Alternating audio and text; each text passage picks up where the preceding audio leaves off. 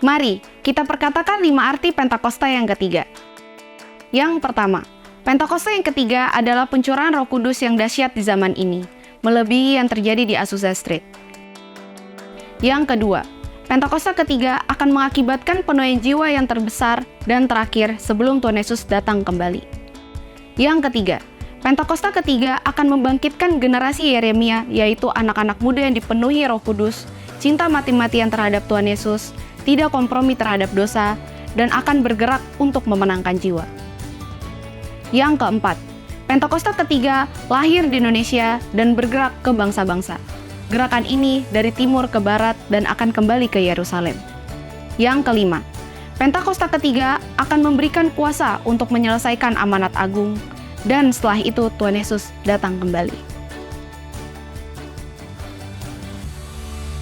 Mazmur 91. Dalam lindungan Allah.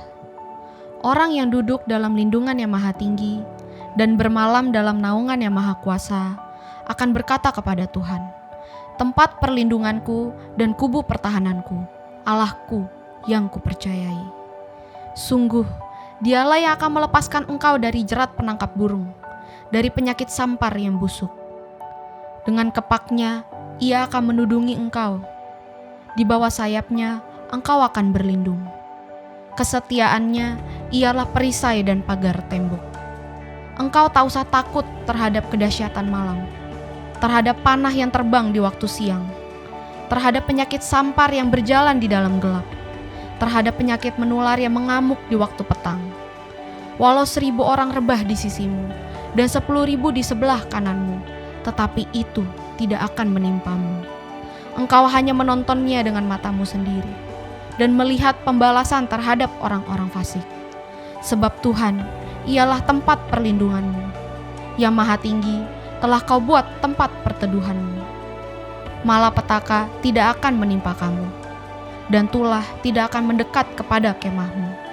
Sebab malaikat-malaikatnya akan diperintahkannya kepadamu untuk menjaga engkau di segala jalanmu.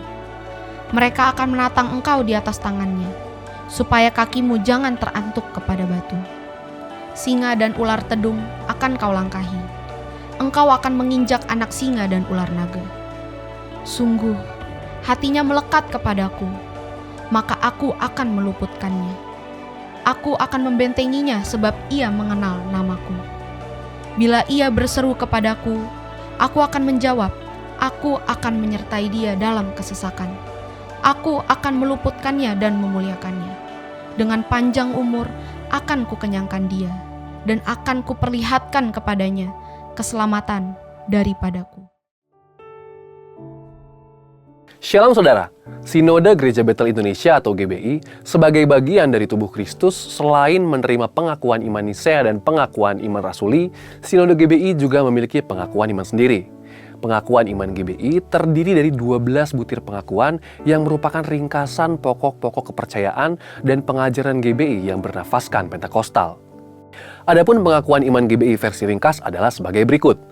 Aku percaya bahwa Alkitab adalah firman Allah. Aku percaya bahwa Allah yang esa itu Tritunggal adanya. Aku percaya bahwa Yesus yang lahir, mati, bangkit, naik ke surga adalah juru selamat, pengantara kita dan raja segala raja. Aku percaya bahwa manusia berdosa harus bertobat dan beriman agar diampuni, dibenarkan, dan dilahirkan baru, lalu dibaptis secara selam dan hidup suci. Aku percaya bahwa bahasa roh adalah tanda awal baptisan Roh Kudus. Aku percaya bahwa gereja melakukan perjamuan kudus dan meyakini kesembuhan ilahi. Aku percaya bahwa Tuhan Yesus akan datang kembali, ada kebangkitan tubuh, kerajaan 1000 tahun, hukuman kekal, dan hidup kekal.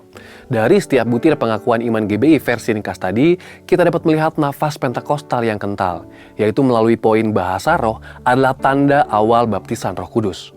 Di dalam pengakuan iman GBI versi lengkap, perumusan perihal baptisan Roh Kudus tertulis di butir ke-8 yang berbunyi sebagai berikut. Baptisan Roh Kudus adalah karunia Tuhan untuk semua orang yang telah disucikan hatinya. Tanda awal baptisan Roh Kudus adalah berkata-kata dalam bahasa lidah sebagaimana diilhamkan oleh Roh Kudus. Butir-butir pengakuan iman GBI menunjukkan dengan jelas bukan saja penegasan tentang Tritunggal, tetapi juga karya dari pribadi Allah Tritunggal. Salah satunya adalah karya Allah Roh Kudus, yaitu mengenai baptisan Roh Kudus. Perlu diingat bahwa baptisan Roh Kudus yang tertera di dalam pengakuan iman GBI bukanlah satu peristiwa yang sama dengan pertobatan dan penyatuan orang yang bertobat ke dalam tubuh Kristus. Baptisan Roh Kudus sesungguhnya dimaksudkan untuk memberdayakan orang percaya di dalam sebuah pelayanan dan memberi kekuatan untuk bertahan dalam penderitaan akibat pelayanan yang dilakukannya. Kita dapat melihat hal ini dalam diri Rasul Petrus, seorang pengecut yang menjadi berani bersaksi apapun akibatnya. Atau Rasul Paulus, seorang penganiaya yang menjadi teraniaya karena pelayanannya. Dari sini kita dapat mengambil kesimpulan bahwa baptisan Roh Kudus sangat penting untuk membuat orang percaya dapat melayani tubuh Kristus dengan lebih maksimal. Tentu, hal ini sangat berkaitan dengan penyelesaian amanat agung di akhir zaman ini, di mana kesaksian kita adalah sebuah bentuk penginjilan kepada orang-orang yang belum percaya kepada Kristus. Pengakuan iman Nisea menyatakan hal yang penting mengenai Roh Kudus, yaitu aku percaya kepada Roh Kudus yang jadi Tuhan dan yang menghidupkan, yang keluar dari Sang Bapa dan Sang Anak, yang bersama-sama dengan Sang Bapa dan Sang Anak disembah dan dimuliakan, yang telah berfirman dengan perantaraan para nabi. Pengakuan iman rasuli pun menyatakan hal yang senada mengenai Roh Kudus, yaitu aku percaya kepada Roh Kudus, gereja yang kudus dan am, persekutuan orang kudus, pengampunan dosa, kebangkitan daging, dan hidup yang kekal. Penempatan Roh Kudus sebagai pribadi yang setara dengan Bapa dan Yesus Kristus tampak dengan kata-kata aku percaya kepada yang mendahului Roh Kudus. Kata-kata yang sama juga tampak kepada Bapa dan Yesus Kristus. Ini menyiratkan bahwa pengagungan dan penyembahan orang-orang yang telah dikuduskan oleh Allah kepada Roh Kudus adalah sama sebagaimana kepada Bapa dan Kristus, yaitu Allah Tritunggal. Pandangan ini sesuai dengan prinsip Pentekostal seperti yang telah kita bahas sebelumnya. Dari penjelasan tadi, maka kita dapat menarik sebuah benang merah bahwa pengakuan iman GBI memiliki keterkaitan erat dengan pengakuan iman Nisea dan Rasuli, di mana pengakuan tentang Allah Tritunggal pun dijabarkan disertai dengan nafas Pentekostal. Jadi, sangatlah penting bagi jemaat GBI untuk memahami pengakuan iman ini, yaitu sebagai ringkasan pokok-pokok kepercayaan dan pengajaran GBI dan identitas yang unik bagi setiap insan GBI. Memahami pengakuan iman GBI bukanlah suatu usaha untuk menjadi eksklusif, namun memang ada prinsip-prinsip tertentu yang diperlukan dalam rangka pelayanan. Sehingga kebutuhan suatu sinode untuk menjadikan prinsip tersebut sebagai butir dalam pengakuan imannya adalah perkara yang mendasar. Namun yang harus diutamakan bukanlah perbedaannya, tetapi kesatuan tubuh Kristus di mana dasarnya adalah kasih.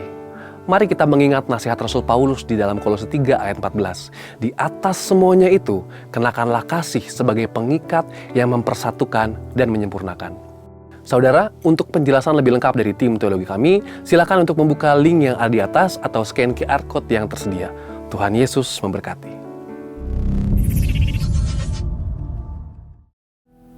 Mari arahkan hatimu, betulkan postur hati kita. Dia layak terima segala atensi dan kemuliaan di tempat ini, Bapa. Sekalipun kami tidak melihat, namun kami percaya. Karena itu kami berbahagia. Karena itulah firman-Mu, Tuhan. We believe that you are here. We believe that you are here, Lord.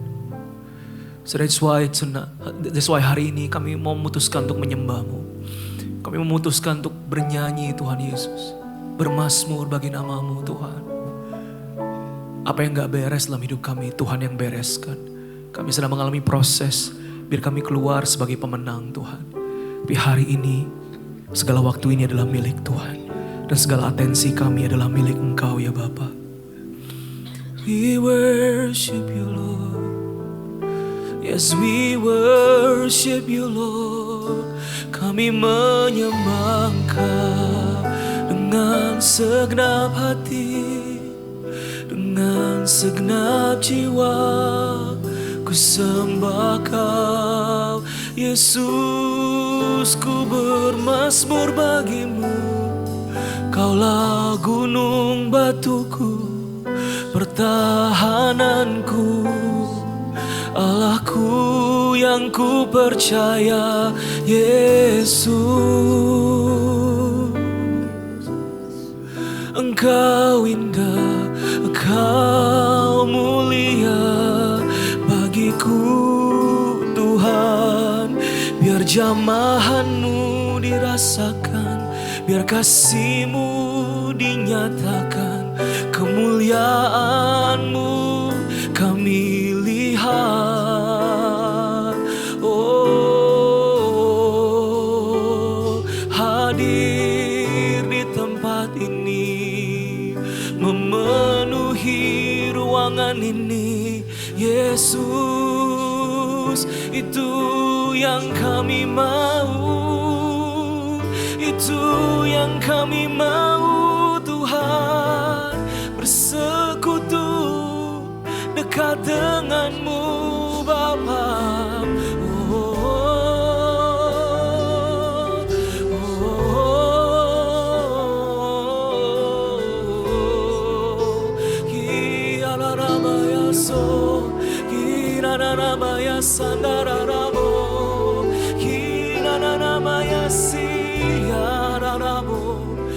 Engkau hadir, Kau beri damai, Kau beri tenang bagi kami. Kaulah Raja damai itu, Kaulah Raja damai itu. Sebab Engkau yang meredakan badai dalam hidup kami. Engkau berkata kepada badai kami, diam dan tenanglah. Maka badai kami pun menjadi teduh sekali. Because all glory belongs to You, Lord. All power and all honor belongs to You, Lord. All authority in heaven and earth belongs to You, Jesus.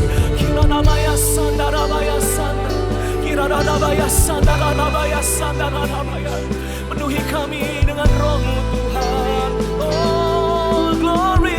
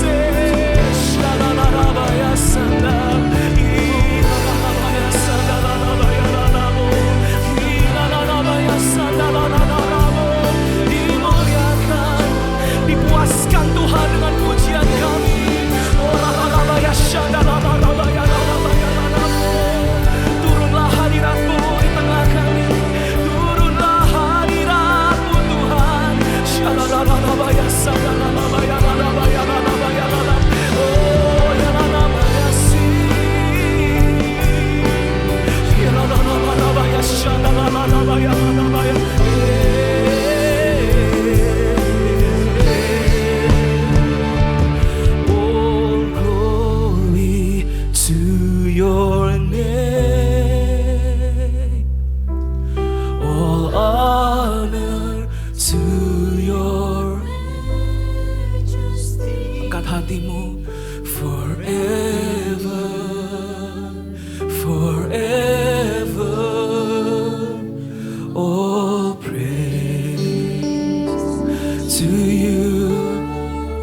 Only you, only you. All glory to your name. All honor to your majesty. Forever, forever.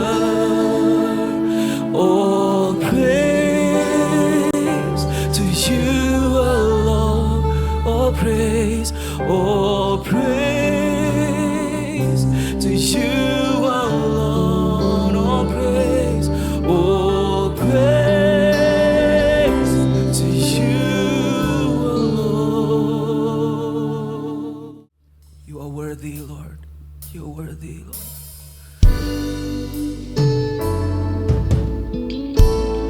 Dalam rumah-Mu Tuhan ada kesembuhan. Dalam rumah-Mu kami temukan damai. Dalam rumah-Mu Tuhan kami temukan kemerdekaan kami, Tuhan. Karena Roh-Mu hadir di tengah-tengah kami.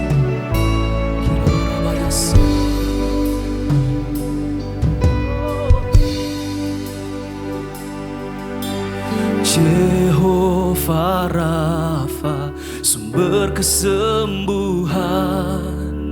Jehovah Shalom, sumber sukacita. Dan Jehovah Rohi, gembala yang setia. Jehovah Nisi, panji kemenangan. Mari katakan dari awal, saudara, dengan segenap hatimu, segenap imanmu. Jehovah Rafa, sumber kesembuhan. Jehovah Shalom, sumber sukacita. Ku Jehovah Rohi, gembala yang setia. Jehovah Nisi, panji kemenangan. Kau sudah percaya, nyanyikan dengan imanmu, katakan. Bilurnya menyembuhkan, darahnya menyucikan, firman-Nya membebaskan, dalam kasih-Nya besar kuasa-Nya.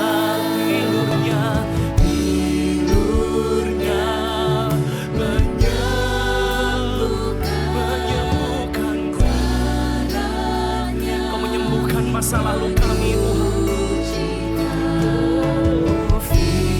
Firman-Nya membebaskan, dalam kasih-Mu besar kuasa-Nya. Yesus, come on, berikan tepuk tangan buat Dia. Dia yang menyembuhkan setiap luka dan sakit kita. Dosa kita yang dipikul-Nya, kelemahan kita yang dipikulnya di kayu salib. Dan oleh karena bilur-Nya kami disembuhkan, oleh karena darah-Nya kami dibersihkan, Tuhan. Oh, karena itu kami nyanyikan dengan iman kami. Kaulah Jehovah Rafa, Jehovah Rafa, sumber kesembuhan. Jehovah Shalom, sumber sukacita. Oh Jehovah Rohi, gembala yang setia. Jehovah Nisi, panji kemenangan. Oh yes, we declare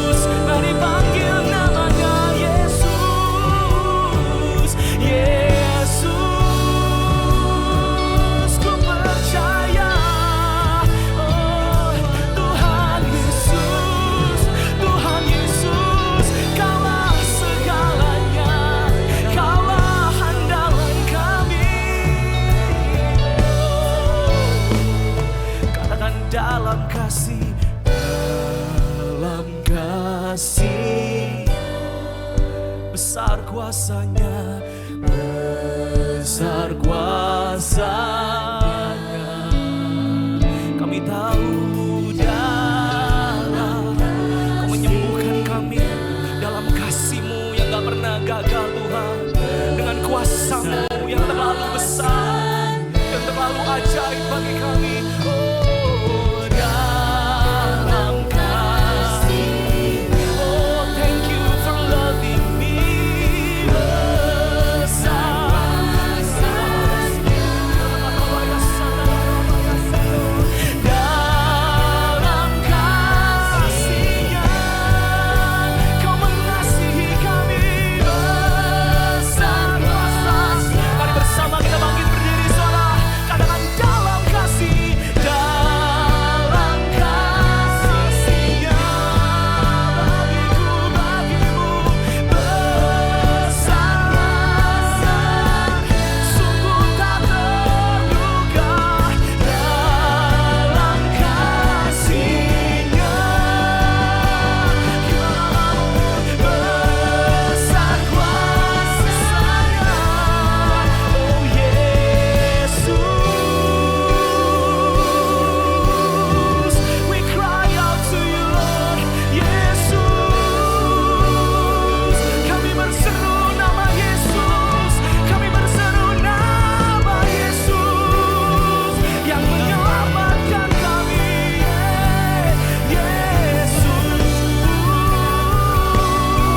bilurnya, katakan bilurnya, bilurnya menyembuhkan. Haleluya, darahnya menyucikan, firman-Nya membebaskan. Kami tahu kami dibebaskan Tuhan siang ini, kami dipulihkan siang ini.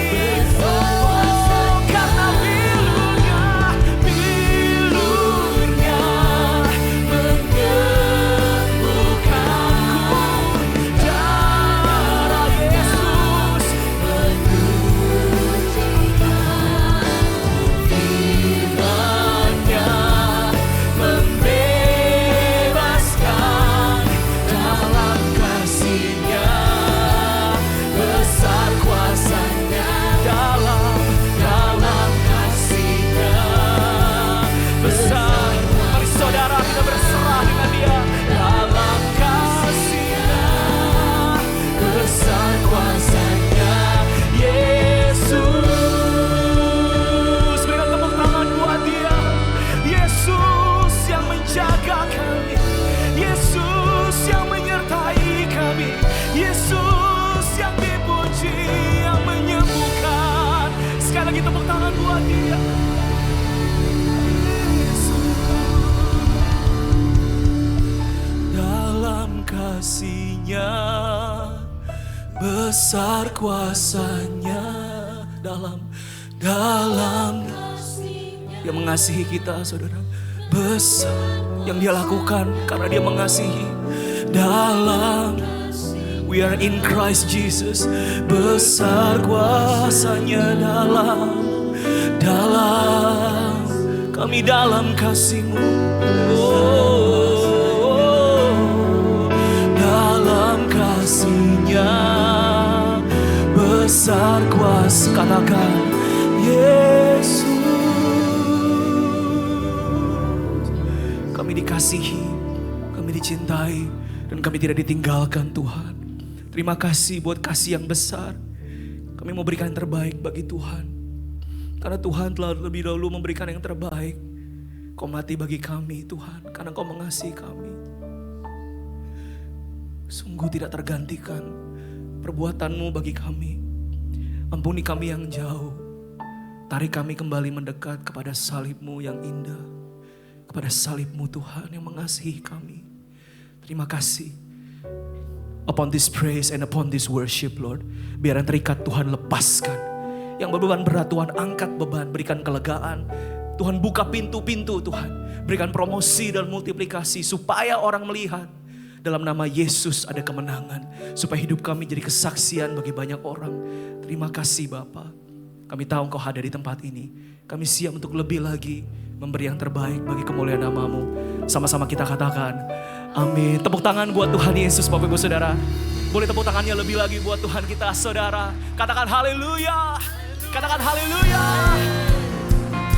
Bukankah kita adalah orang-orang yang lebih dari pemenang, Saudara? Amin. Sebab Tuhan Allah kita adalah Allah yang menang. Sing it out. Na na na na na na na na na na na na. Sekali lagi ya Saudara, serukan. Come on. Na na na na na na. Yeah. Na na na na na na. Na na na na na na. Sama-sama kita belajar lagu ini, Saudara. Bangkitlah dan berkatakan berkat atas hidup kita, atas hidup yang diberikannya. We thank you Lord. Dengan pasti, dengan iman, nyatakan kekuatannya, kedahsyatannya di hidup. Kami alami kedahsyatan-Mu Tuhan. Bangkitlah, bangkitlah dan berkatakan berkat. Speak blessing, we speak healing Lord, atas hidup yang diberikannya. Dengan pasti, dengan iman, nyatakan kekuatannya, kedahsyatannya di hidup. Kami mau alami kedahsyatannya di hidupku. Sama-sama angkat tangan kita, Saudara. Imanku berkata, Tuhanku, Tuhanku yang hebat. Siapa namanya? Yesusku. Dia berkata, kami kuat bersamamu, melangkah bersama. Yang masih muda yang bisa lompat, come on, sama-sama Saudara. Ku memuji, ku bersorak. Ku mengangkat tinggi pancinya, panci kemenangannya. Ku bernyanyi sorakan, ku bersorak. Haleluya. Ku mengangkat tinggi pancinya, panci kemenangan. Ku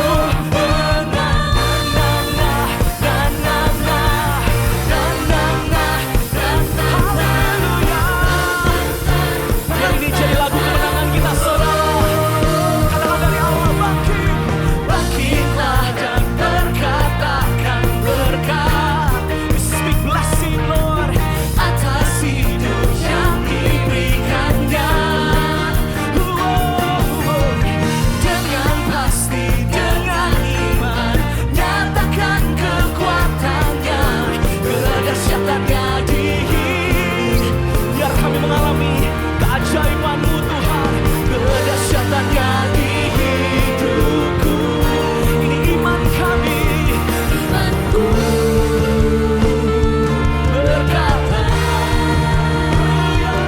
Tuhanku yang hebat. Kaulah Yesusku berkata. Kami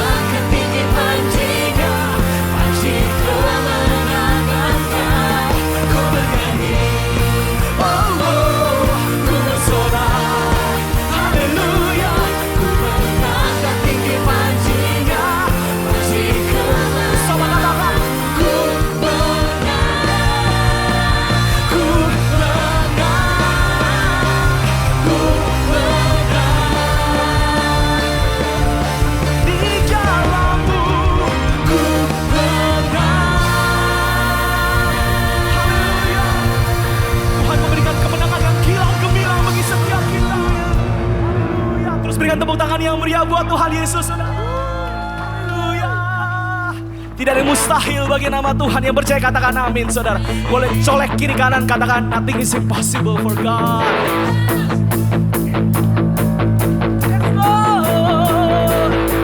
You know this song. Through you I can do anything. I can do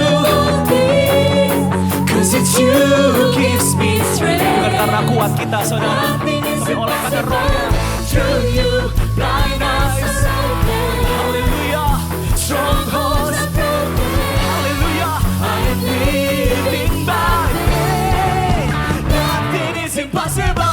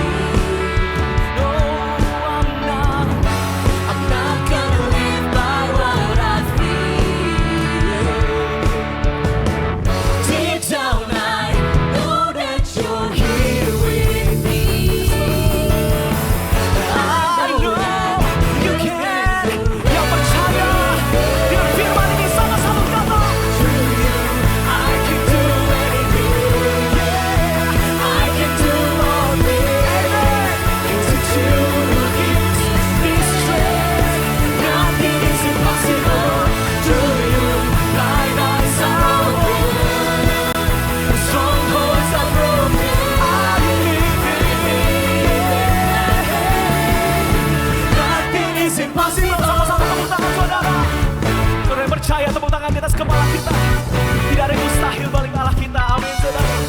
Dan bagi mereka yang percaya kepada nama-Nya, in Jesus name, I believe. Serukan, saudara. I believe in you. I believe.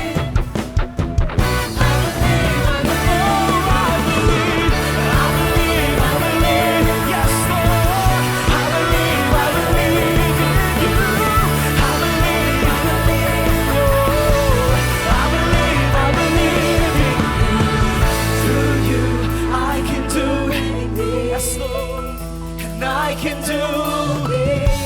Biar kuasa Tuhan turun di tempat ini.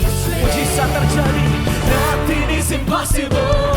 Through you, blind eyes are open and strongholds are broken. I am living by faith. Angkat tangan, bukan tangan. I believe. Yes, we do. I believe in every word. I believe in every word. I believe in you.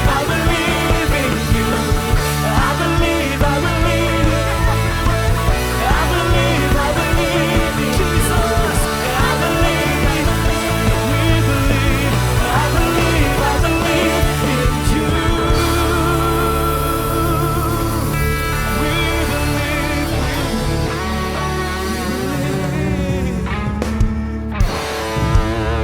We believe. We believe. We believe. We believe in you. We believe. We believe. We believe. We believe in you. Yes, we believe. We believe. Yes, we believe. We believe. We believe. Just believe. Just believe. Only believe. And you will see miracles are on the way. You see your miracles are on the way. If you keep believing. If you keep believing. And have no doubts in your heart. We believe. We believe. What you say is true. What you meant is true. We believe in every word of the Bible. Yes, we believe, we believe. Thank you, Lord. Biar kami lebih percaya dengan perkataan firman-Mu daripada perkataan yang lain, Tuhan. Let your word speaks louder than our life, even our reality. Karena sekalipun bumi berlalu, tapi firman-Mu tidak pernah berlalu. Dan firman-Mu ya dan amin Tuhan. Ajar kami yang tidak percaya untuk terus percaya kepada nama-Mu Tuhan. That You may be the center of our life.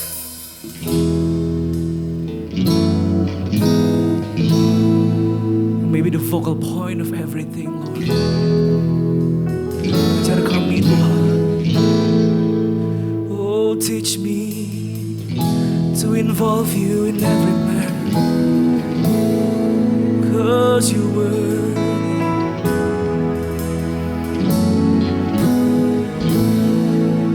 Mari nyanyikan saudara. Jesus at the center of it all. Jesus at the center of it all.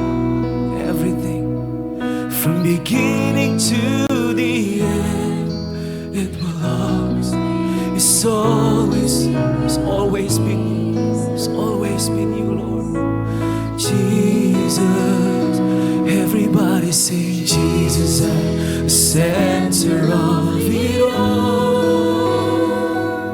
Oh, Jesus at the center of it all. Teach me, Lord, from beginning to the end. Kami serahkan semuanya. Surrender everything. It's not about me, it's not about us. Jesus, nothing else matters. Nothing in this world will do. This is our heart. Jesus, You're the center, and everything revolves around You. Jesus, You at the center of it all. At the center of it all. Sing it out with all your heart. Jesus be the center of my life. Oh, Jesus be the center of my family, my everything. From beginning to the end, it will always be, it's always been You, Jesus. That name of Jesus, come on. Nothing else matters. Oh, nothing in this world will do. Ajari kami untuk terus memandang kepada salib-Mu ya Tuhan. Jesus, You're the center of everything, and everything revolves around You. My Jesus, Jesus, so nothing else matters. Nothing else. Oh, singing, no one else matters. Only You, Jesus, You're the center. Everything revolves around You. Jesus, You. From my heart to the head, Jesus be the same. Amen, amen. All about You. Yes, it's all about. Katakan saudara. From my heart to the. Berikan hatimu kepada Tuhan siang hari ini. Bukan kebetulan kau ada di sini, saudara. Dia telah memanggilmu. He calls you by name, and He knows your life. Oh, from my heart to the head, sing Jesus be the center. It's all. Hidup kami adalah tentang rencana-Mu. Hidup kami adalah tentang kehendak-Mu ya Tuhan. Sekalipun hati kami dan daging kami habis lenyap, Engkaulah bagian kami selama-lamanya Tuhan. Yes Lord. Sing from my heart, from my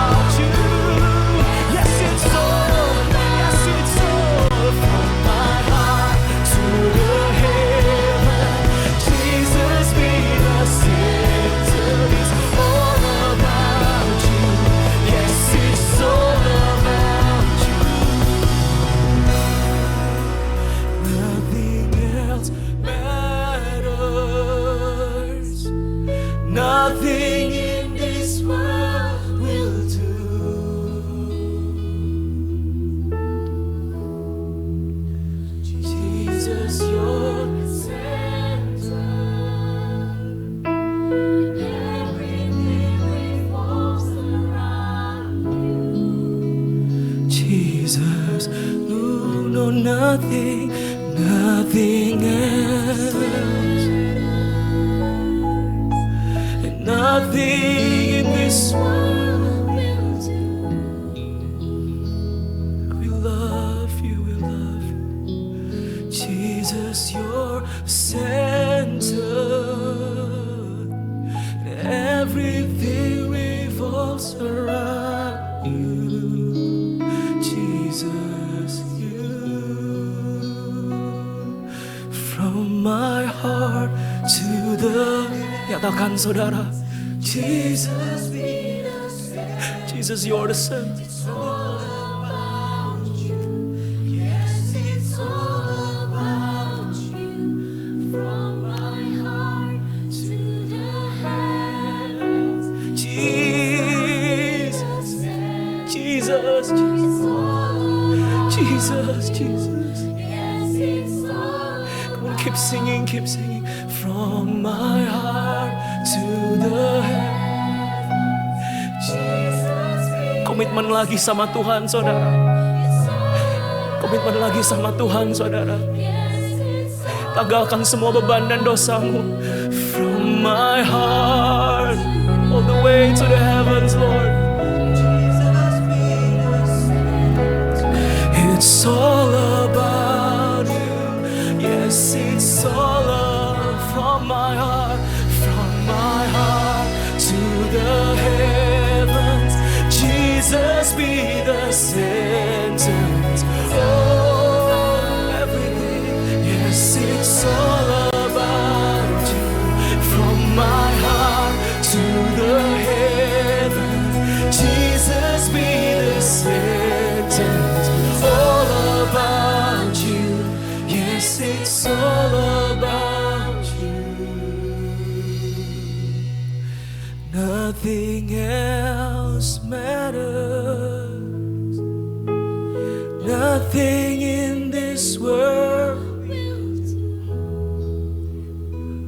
Renungkan, saudara. Jesus, you're everything. Is it true? Yes, Lord, it's true. And nothing else. Pujilah hati kami, Tuhan. Pujilah batin kami, Tuhan.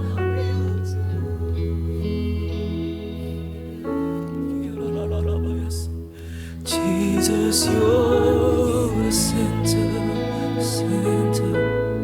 Everything revolves around you. Jesus, you. Mari sama-sama kita sembah Dia. Ilalalabayas, ilalalabayaralala, ilalalalalalalalalalalalalalala, shalalalalalalalala, ilalalalalalalalalalalala, ilalalalalalalalala. Have this room, Lord. Have your way, have your way. Have your way in me. Have your way in me. Have your way.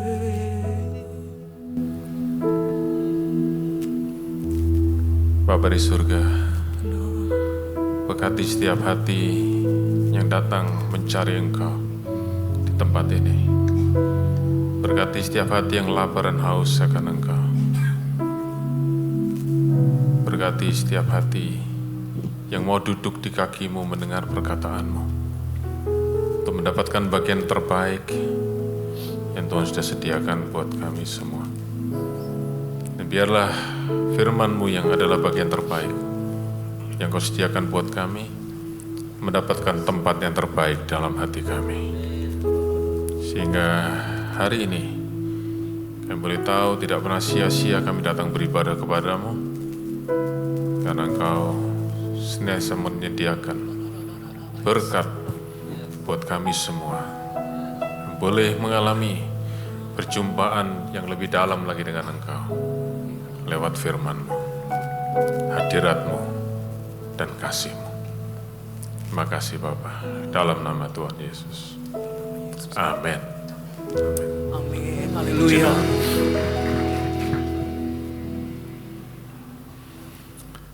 Puji Tuhan, saudara-saudara kasih, mari kita bersama-sama buka Alkitab kita di dalam Injil Matius pasal yang ke-13. Saya akan mengajak kita membaca, mempelajari dan merenungkan firman Tuhan dari ayat yang ke-44 sampai dengan 46.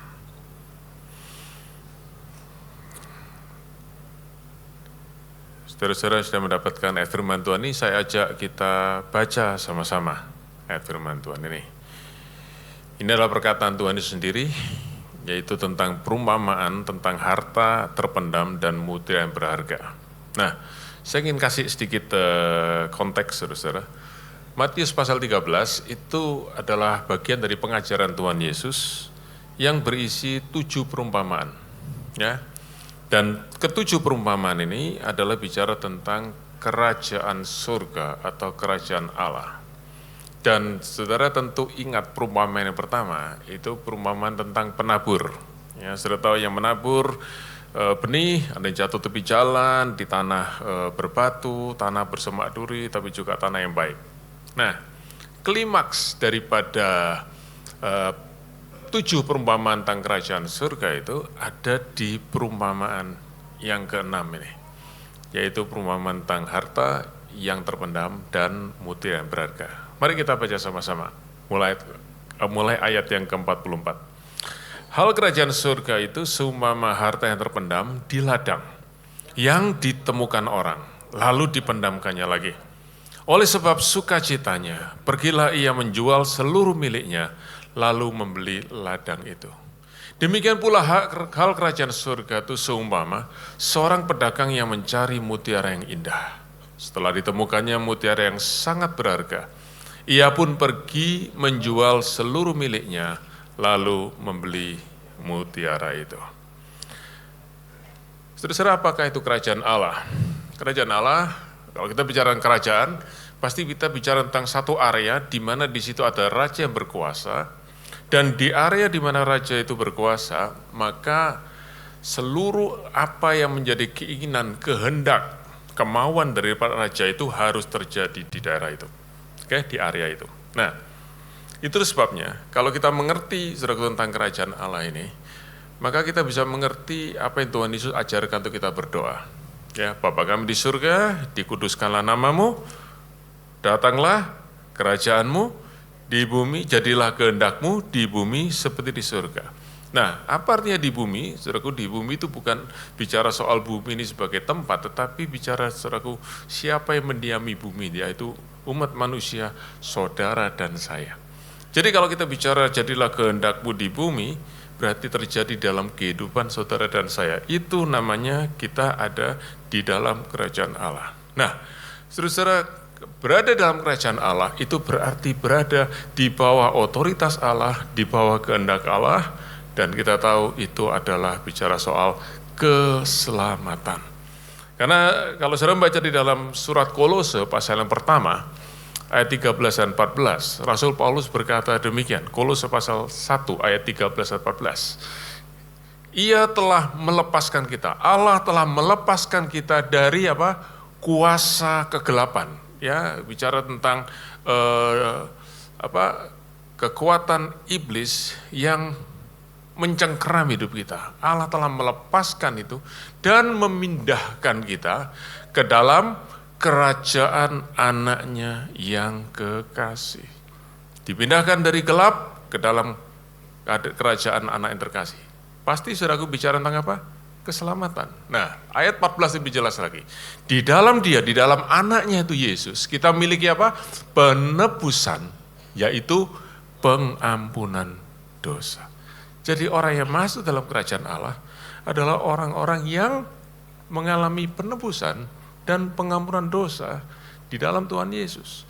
Nah, istilah dipakai kerajaan surga, itu sama dengan kerajaan Allah, tetapi Paulus berkata, ini ada istilah yang sangat khusus, yaitu kerajaan anaknya, kerajaan daripada Yesus. Dan kita tahu, saudaraku, Tuhan Yesus itu adalah Raja. Dan karena itu kerajaan Allah tidak lain adalah Tuhan Yesus sendiri. Nah, Jadi perumpamaan tentang kerajaan Allah ada bagaimana kita itu mengenal dan melihat Tuhan Yesus. Ya, melihat siapa Dia yang sebenarnya. Nah, dua perumpamaan ini yang kita baca tadi di dalam Matius pasal 13, itu bicara tentang dua hal. Satu, bagaimana kita bisa mengenal Tuhan. Dan yang kedua, dari mana kita tahu kita sungguh-sungguh mengenal Tuhan. Di dalam perumpamaan yang pertama diceritakan ada seorang yang dia itu melewati sebuah ladang, dan di ladang itu dia menemukan harta terpendam. Dari bahasa yang Tuhan Yesus sampaikan dalam cerita ini, ingat saudaraku, ini cerita perumpamaan ya, jadi bukan cerita yang sesungguhnya. Tapi ini seperti sebuah ilustrasi begitu. Tapi dari cerita itu terlihat jelas saudaraku bahwa orang ini pergi ke ladang itu bukan untuk cari harta. Dia tidak menyangka kalau ada harta di situ, tapi tiba-tiba dia menemukan ada harta di situ. Nah, tapi saya ingin saudara sedikit memperluas pikiran kita untuk kita bisa mengerti tentang ladang ini. Karena saudara kita tahu bahwa kalau Tuhan Yesus pada zaman itu, dia bicara tentang ladang, itu biasanya ladang itu selalu dipakai untuk menghasilkan sesuatu. Ya, dua yang paling sering kita dengar, satu, ladang itu ditanami gandum. Sehingga saudaraku tumbuh gandum, sehingga gandumnya nanti kalau sudah matang, dituai, ya bisa dibuat makanan, bisa buat roti dan bahan makanan yang lain. Atau ladang itu akan ditanami pohon anggur. Karena pohon anggur juga sering menghasilkan buah anggur yang akhirnya bisa dikelola menjadi anggur untuk minuman yang saudaraku sering kali dipakai dalam kehidupan sehari-hari. Jadi ladang itu saudaraku tidak pernah dibiarkan kosong. Ladang itu kan selalu ditanami sesuatu yang bisa menghasilkan. Dan kalau ladang ditanami sesuatu menghasilkan, baik itu gandum maupun anggur, pohon anggur, maka ladang itu pasti dikasih pagar. Supaya orang nggak gampang-gampang lewat, ya, lalu saudaraku ambil gandum di situ atau ambil anggur di situ. Nah, berarti kalau ladang ini dibiarkan terbuka, lalu orang bisa lewat seperti orang ini, saudaraku yang lewat itu, yang bisa lewat di ladang yang bukan miliknya, pasti ladang itu nggak dipagari. Dan kalau nggak dipagari, pasti nggak ada yang berharga yang ditanam di situ. Jadi ladang itu memang ladang yang tidak menarik. Di permukaan cuma seperti tanah kosong, mungkin ada sedikit rumput di sana-sini, saudaraku, atau lalang di sana-sini, tidak menarik sama sekali. Tetapi tiba-tiba orang ini waktu lewat ladang itu, dia menemukan harta yang terpendam. Saya tidak tahu bagaimana caranya, saudaraku, tetapi yang pasti dia menemukan harta itu. Tidak disengaja, tidak ada maksud, tetapi dia ketemu. Yang berarti, saudaraku, dalam bahasa saya, dia bukan mencari menemukan ladang, tapi dia dipertemukan dengan harta itu. Dan waktu dia ketemu dengan harta itu, dia tahu, saudaraku, tiba-tiba ladang yang tadinya kelihatan cuma seperti tanah kosong yang nggak berguna, tiba-tiba, saudaraku, ada nilai yang luar biasa, yaitu ada harta di situ.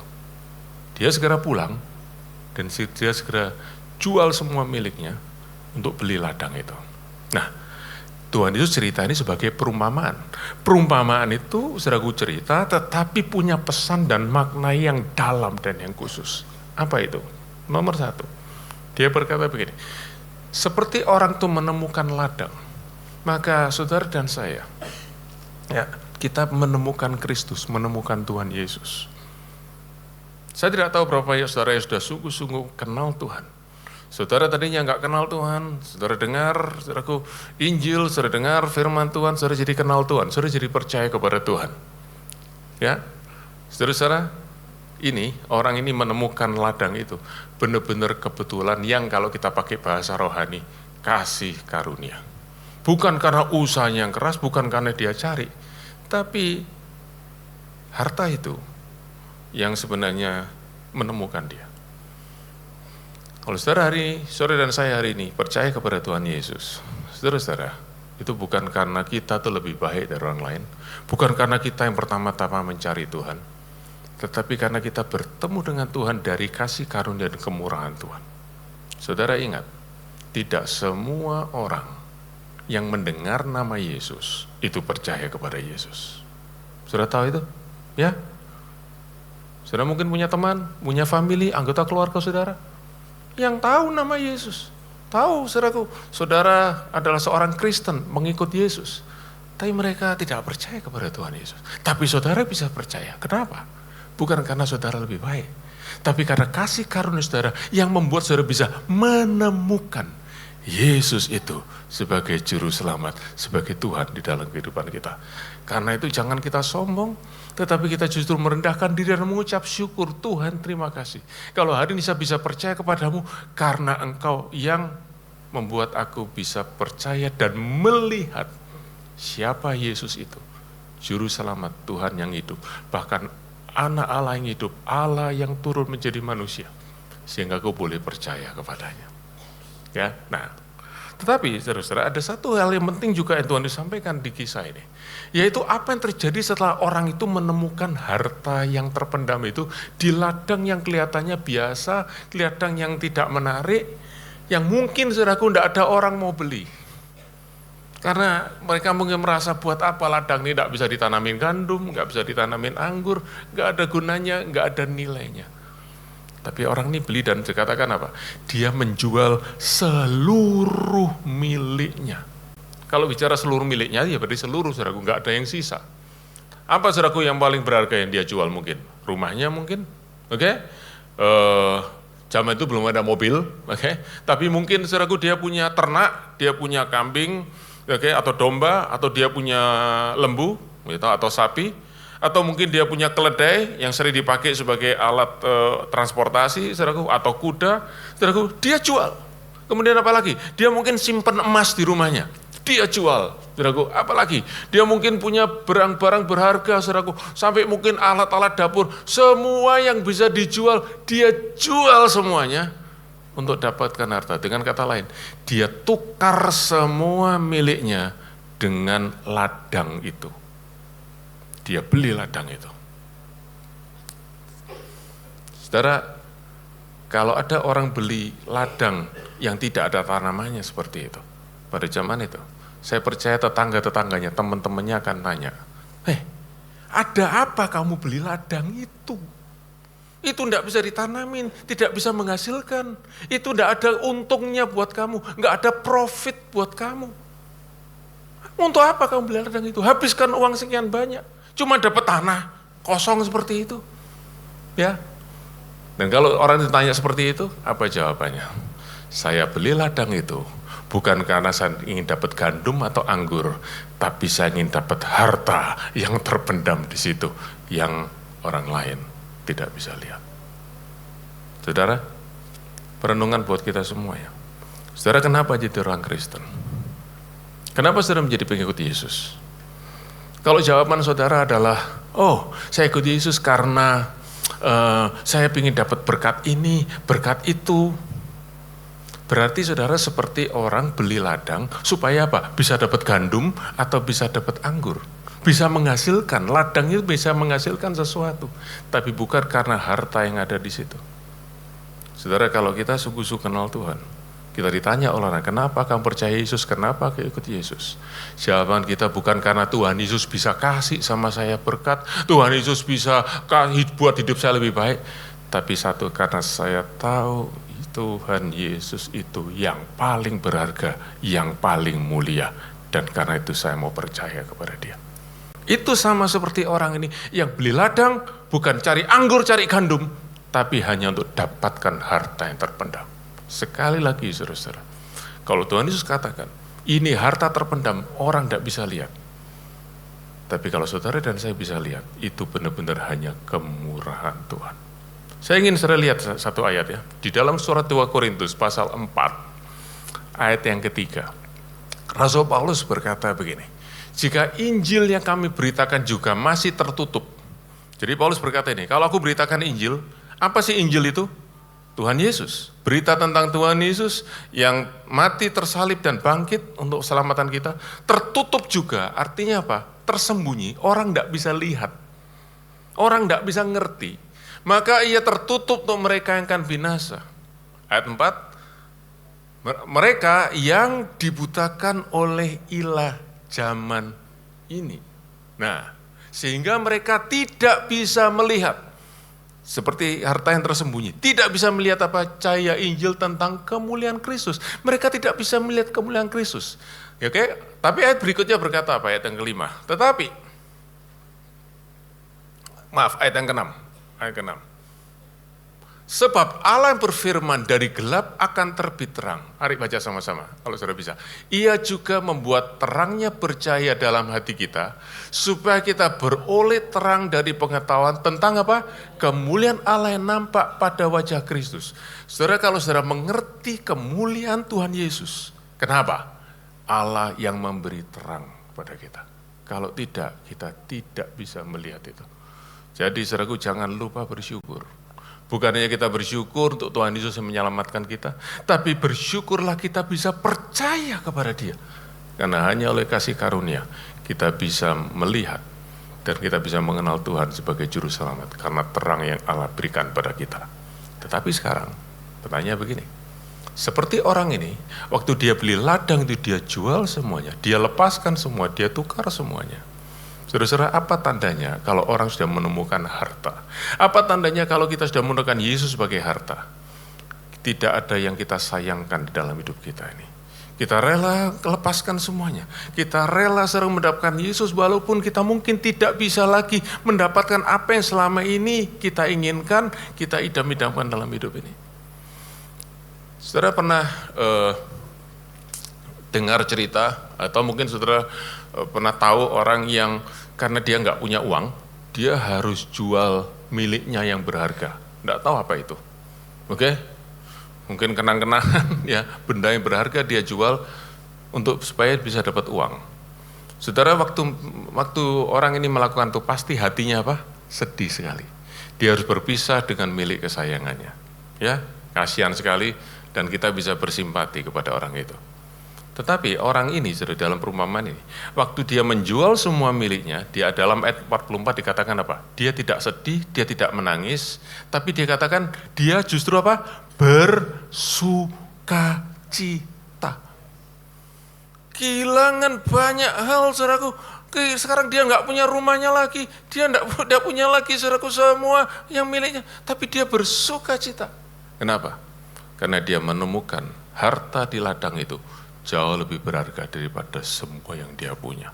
Saudara-saudara, kalau kita masih ada hal yang kita sayangi dalam hidup ini, yang kita tidak mau serahkan, yang kita tidak mau lepaskan, supaya kita bisa ikut Tuhan sungguh-sungguh, berarti kita belum menemukan kemuliaan Tuhan yang sejati di dalam hidup kita. Minta terang daripada Allah, supaya menerangi hati kita. Dari situ, saudaraku, kita bisa tahu, waktu Yesus itu mulia, kita berkata, Tuhan Yesus, tidak ada yang terlalu mahal, tidak ada yang terlalu indah yang aku tidak bisa lepaskan untuk Engkau yang jauh lebih mulia. Nah, bicara soal melepaskan itu, saudara, Tuhan lanjutkan di ayat yang ke-45-46 di perumpamaan yang kedua, yaitu tentang pedagang mutiara. Ya, pedagang yang mencari mutiara. Nah, saya tidak tahu, saudaraku, ini yang jelas seperti apa, ya. Tapi dia tuh mencari mutiara yang sangat berharga. Nah, saya tidak dijelaskan pedagang ini pedagang apa. Tapi kalau pedagang cari mutiara, itu kayaknya hampir pasti dia pedagang mutiara. Ya, saudara-saudara.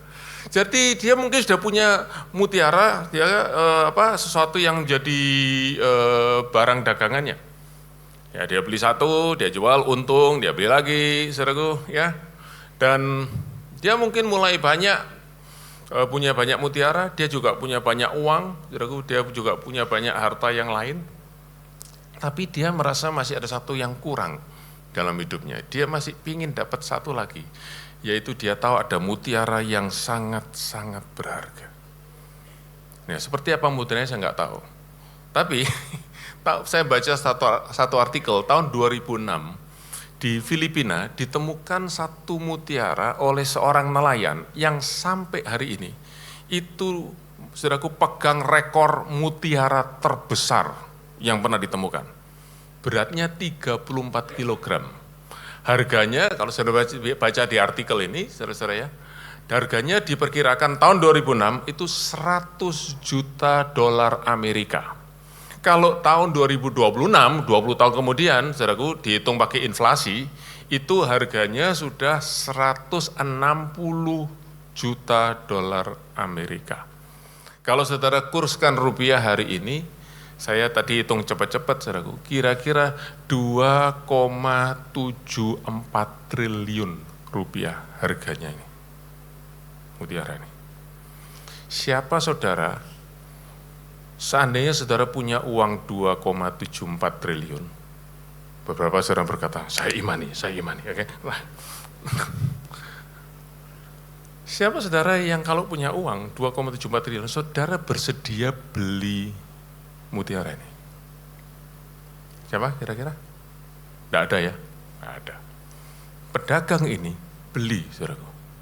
Itu mutiara paling mahal, saya nggak tahu sebesarnya atau enggak, tapi saudaraku itu perumpamaan tentang Tuhan Yesus. Dia beli, dia jual semua hartanya. Dan dia ingin dapatkan mutiara itu. Dengan kata lain, dia tukar semua miliknya dengan mutiara itu. Dia sekarang tidak punya uang, dia tidak punya mutiara yang lain, mungkin dia tidak punya rumah, ya, mungkin dia nggak punya onta, dia nggak punya yang lain.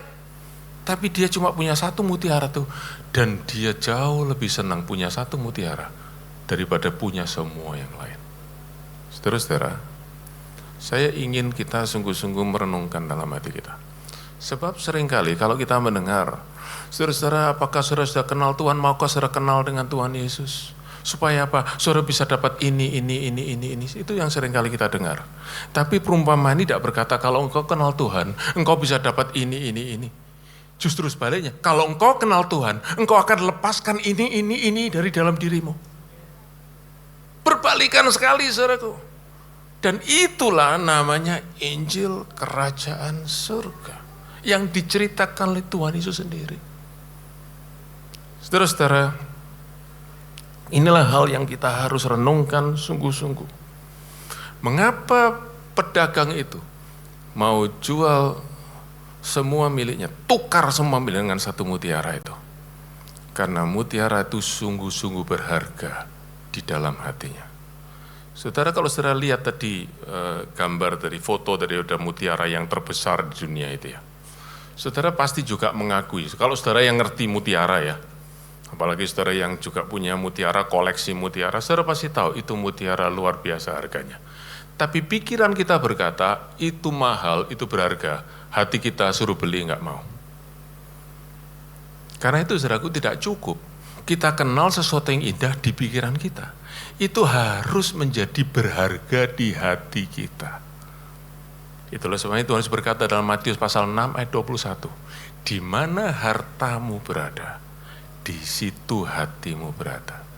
Di dalam hati kita itu tersimpan satu tempat, di dalam hati kita yang paling dasar. Tempat itu adalah namanya treasure, harta. Sesuatu yang paling kita sayangi, sesuatu yang paling kita cintai, sesuatu yang paling kita kagumi, yang kita berkata, semua yang lain boleh hilang, yang ini jangan. Apa itu sekarang pertanyaannya dalam hati kita? Setiap kita punya treasure, harta di dalam hati kita. Pertanyaannya, apakah harta itu Yesus atau yang lain? Saudara, kalau harta itu Yesus, kalau harta itu Tuhan Yesus, kita bisa berkata, saya boleh kehilangan yang lain, tapi jangan kehilangan Tuhan Yesus. Tapi kalau harta itu yang lain, saudaraku, saya tidak tahu apa itu, kesenangan saudara, hobi saudara, mungkin harta itu yang jadi harta buat saudara adalah karir saudara, bisnis saudara, maka saudara akan berkata, saya kehilangan Yesus gak apa-apa, asal saya gak kehilangan ini. Saudara ngerti? Itu pertanyaan yang harus kita jawab, saudaraku. Dan saya berdoa, supaya kita semua hari ini merenung sama-sama dalam hati kita. Sebab sekali lagi, saudaraku, mengenal Tuhan itu bukan soal bagaimana kita mendapatkan banyak hal dalam hidup kita, tapi justru bagaimana kita melepaskan banyak hal untuk mendapatkan satu hal yang paling berharga, yaitu Tuhan Yesus, yang lebih daripada segalanya. Saudara-saudara, berapa ya saudara yang mau, saudara sering dengar kalimat ini ya, tapi saya ingin tanya sekali, berapa ya saudara yang mau hidup saudara memuliakan Tuhan? Boleh saya lihat tangan saudara? Puji Tuhan. Pertanyaannya sekarang, itu kata-kata sudah sering dipakai. Itu sudah jadi slogan, mari kita memuliakan Tuhan. Caranya bagaimana kita memuliakan Tuhan? Bagaimana kita tunjukkan bahwa Tuhan itu mulia? Bagaimana caranya? Oh, dengan menunjukkan bahwa kita diberkati. Oh, jangan menunjukkan bahwa kita berhasil. No, itu tidak menunjukkan Tuhan itu mulia. Itu menunjukkan Tuhan itu berkuasa, yes. Tapi bahwa dia mulia, dia itu berharga. Tidak. Yang menunjukkan Tuhan itu mulia. Tuhan menunjukkan barang itu saudaraku benar-benar mulia. Seperti pedagang ini. Orang sekarang jadi tahu, mutiara itu sungguh-sungguh berharga, sungguh-sungguh mulia. Setelah melihat orang ini bersedia tukar semuanya dengan satu mutiara itu. Saudara-saudara, bagaimana orang bisa tahu Tuhan itu mulia dalam hati kita?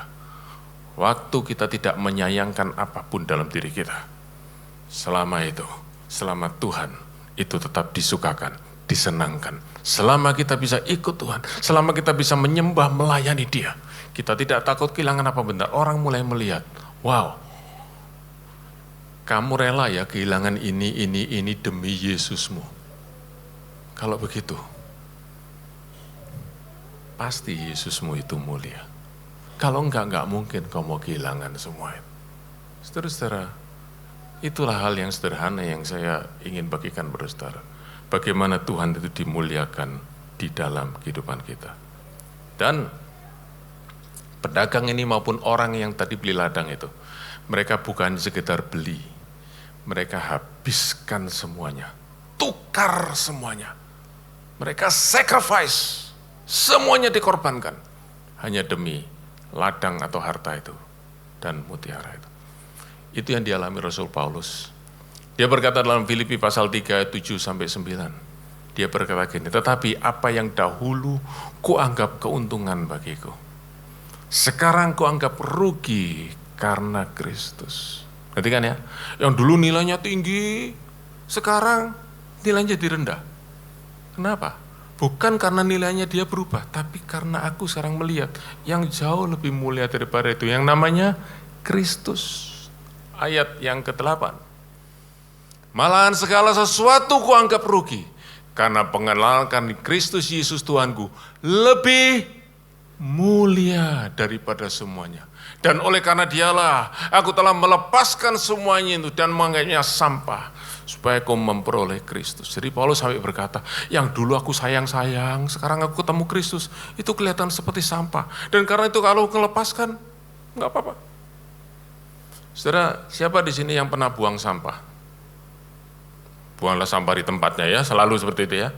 Saudara, ada yang pernah enggak buang sampah sambil nangis? Oh, sampahku. Betapa sedihnya aku berpisah dengan kamu. Enggak ada toh? Buang sampah, buang begitu aja. Karena itu enggak ada nilainya. Paulus berkata, yang dahulu itu jadi harta buat aku, sekarang jadi sampah. Kenapa? Karena ada harta lain yang jauh lebih berharga, yaitu Tuhan Yesus. Sudahkah saudara menemukan Tuhan Yesus yang jauh lebih mulia dari segala harta yang saudara cintai dalam dunia ini? Bagian terakhir, kenapa Paulus sampai saudaraku bisa berkata, aku rela melepaskan semuanya demi Kristus. Perhatikan sungguh-sungguh bagian terakhir ini. Karena dia sudah melihat bagaimana Tuhan Yesus sendiri sudah melepaskan semuanya untuk menyelamatkan dia. Di dalam Filipi pasal 2 ayat 6-8. Rasul Paulus berkata begini, Yesus Kristus yang walaupun dalam rupa Allah, dalam kemuliaan Allah, tidak menganggap kesetaraan dengan Allah sebagai milik yang harus dipertahankan. Melainkan apa? Telah mengosongkan dirinya. Sudah tahu mengosongkan ya? Bahasa lainnya, menghabiskan semuanya. Dilepaskan semuanya, kesetaraan dengan Allah dilepaskan. Menjadi seorang hamba, dari raja yang maha tinggi, yang tidak ada lebih tinggi, menjadi hamba yang paling rendah. Diambil tempat paling rendah. Sama dengan manusia. Bahkan saudaraku dikatakan, bahkan sampai mati di atas kayu salib, darahnya tercurah. Untuk apa saudaraku? Untuk membeli saudara dan saya. Dan Rasul Paulus tahu, aku ini dibeli oleh darah Tuhan Yesus. Dia untuk menyelamatkan aku, dia seperti saudagar ini, pedagang ini, yang lepaskan semuanya, dia tukar dengan aku. Saudara-saudara, itulah kasih Tuhan. Dan bagian yang paling terakhir, Saya ingin kita tahu, kalau pedagang ini melepaskan semua hartanya untuk dapat mutiara yang bagus, Tuhan Yesus lepaskan kesetaraan dengan Allah, kemuliaannya, bukan dapat mutiara yang bagus, tapi dapat mutiara yang rusak, yaitu orang berdosa, saudara dan saya. Kita ini bukan orang baik, saudaraku. Kita ini bukan orang yang hebat, yang mulia. Kita ini hina. Di hadapan Allah kita ini orang berdosa. Tetapi Yesus rela membeli kita. Bukan karena kita mulia, tetapi karena Dia sangat mengasihi kita. Dan kita yang hina, berdosa, dibeli dengan darahnya, ditukar dengan kemuliaannya, ditukar dengan darahnya. Supaya kita boleh dimuliakan bersama-sama dengan Dia. Kalau kita bisa melihat kasih Tuhan ini, Dia beli sesuatu yang tidak berharga, lalu dibuat jadi berharga. Saudara-saudara, jangan pernah lepaskan Tuhan. Jangan pernah lepaskan Kristus. Pegang Dia dalam hati kita. Dan saya berdoa siang hari ini, kasih Tuhan dari salib Kristus boleh terus terlukis di dalam hati saudara. Saudara setiap hari ingat, aku ini tidak berharga, tapi Tuhan lepaskan yang berharga untuk beli aku, tukar dengan aku tidak berharga.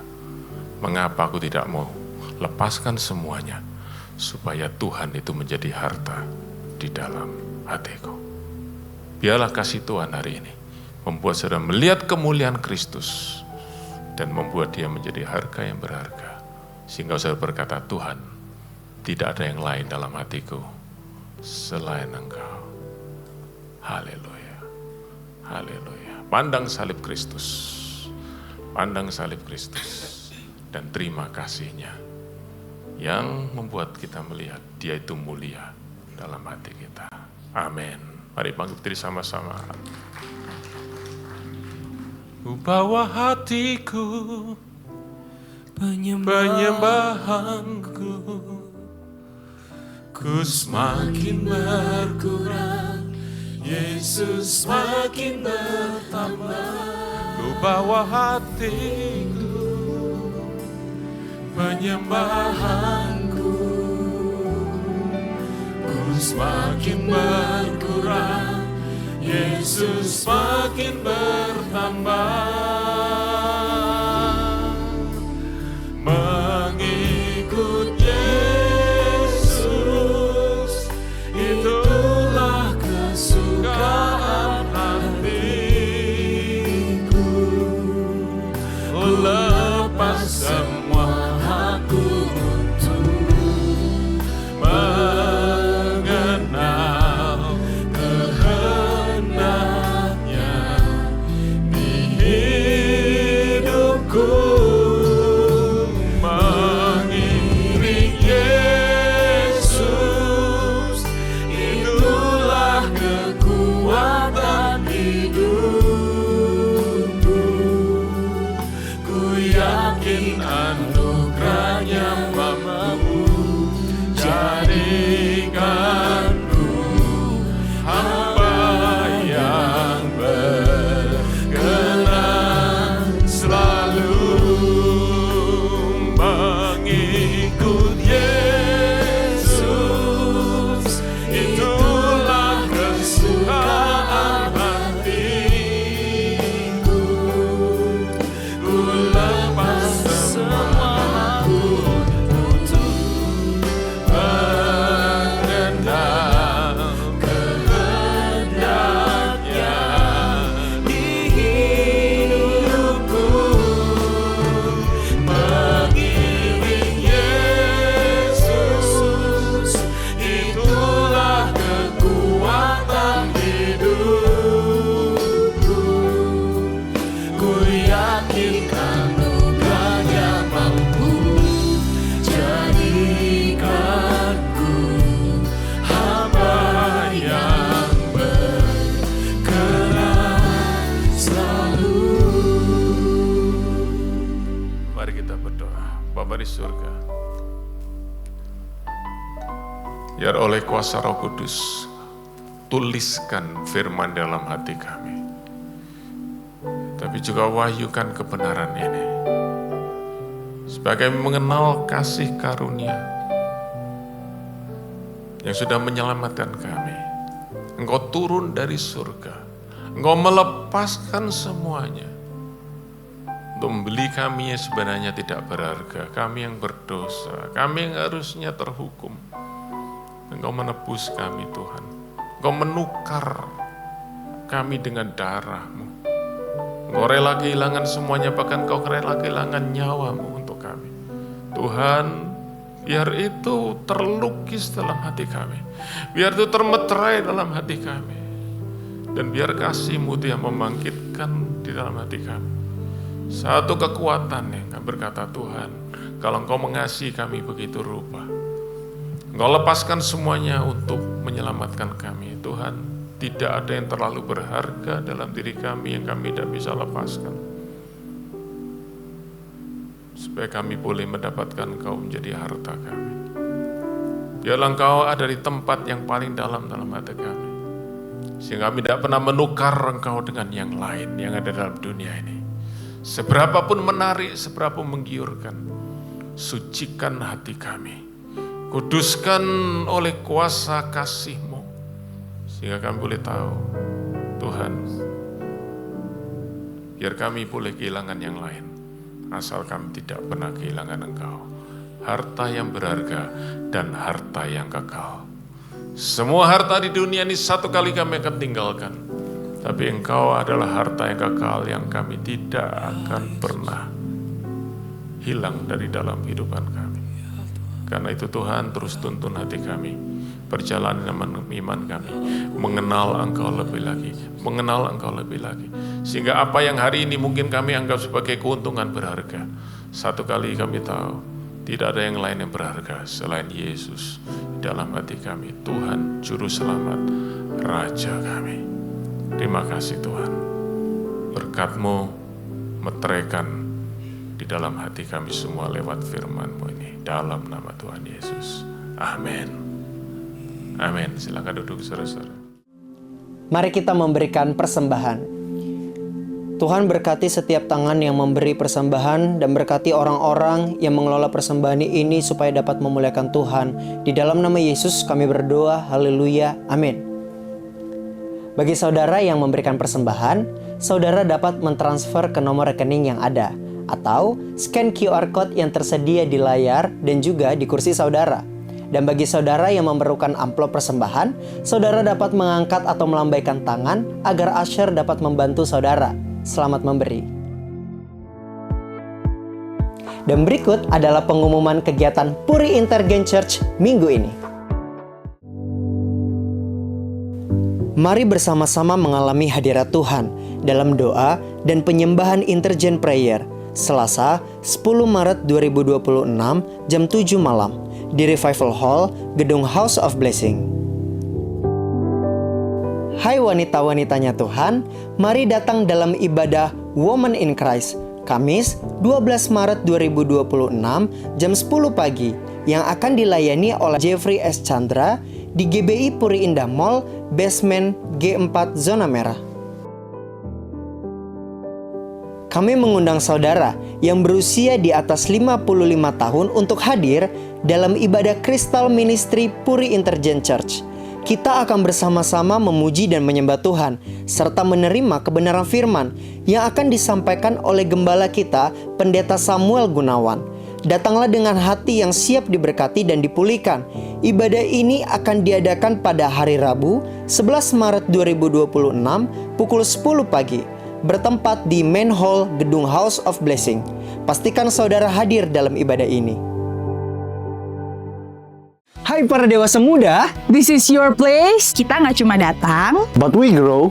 not by yourself, but together A warm place. for you to worship Connect. and grow. This is your path. See you at Pathway!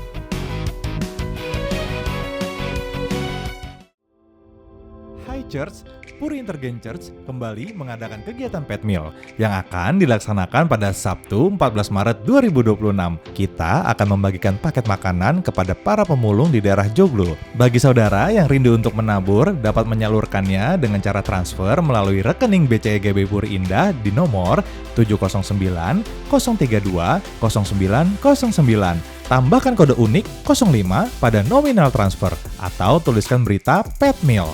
Dan bagi saudara yang ingin ikut berpartisipasi secara langsung, silakan menghubungi Tomsa atau Davina di nomor-nomor berikut. Mari menjadi berkat dan menyalurkan kasih Tuhan bagi sesama.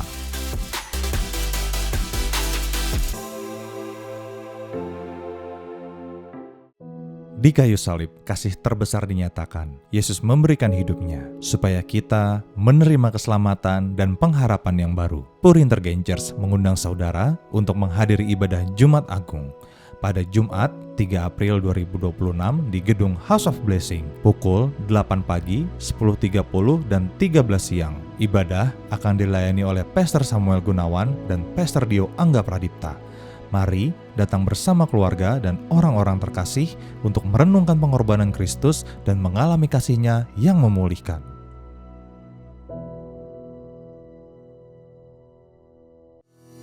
Untuk perkembangan Puri Intergen Church, kami mengadakan survei menuju gereja ramah anak dan inklusif. Survei ini bertujuan untuk memahami kebutuhan keluarga dan jemaat, baik untuk anak dengan perkembangan umum maupun anak dengan kebutuhan khusus. Scan QR yang ada di layar dan luangkan waktu beberapa menit untuk mengisi survei ini. Bersama, kita wujudkan gereja yang menjadi ramah bagi semua anak. Demikian pengumuman minggu ini. Bagi saudara yang memerlukan informasi lebih lanjut, saudara bisa menghampiri helpdesk setelah ibadah ini selesai atau follow sosial media kami untuk informasi terbaru. See you next week and God bless you.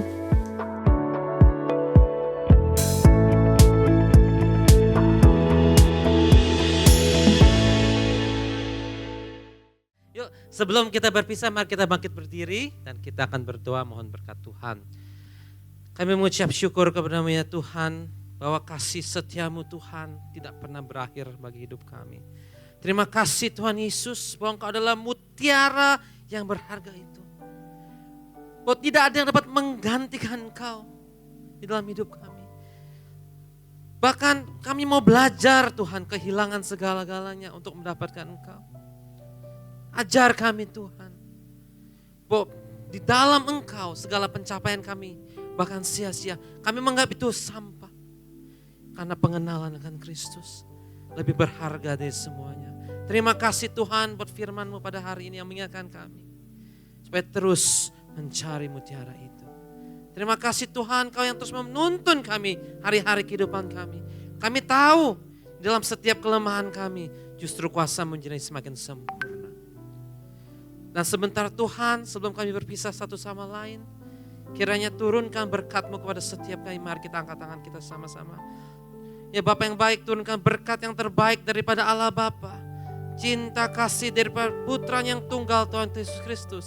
Melalui persekutuan yang manis dengan Allah Kudus menyertai hari kita mulai hari ini. Sampai Maranatha, bahkan sampai selama-lamanya. Mari orang percaya dan diberkati Tuhan kata-kata sama-sama. Amin. Selamat hari Minggu, Tuhan Yesus memberkati. Shalom.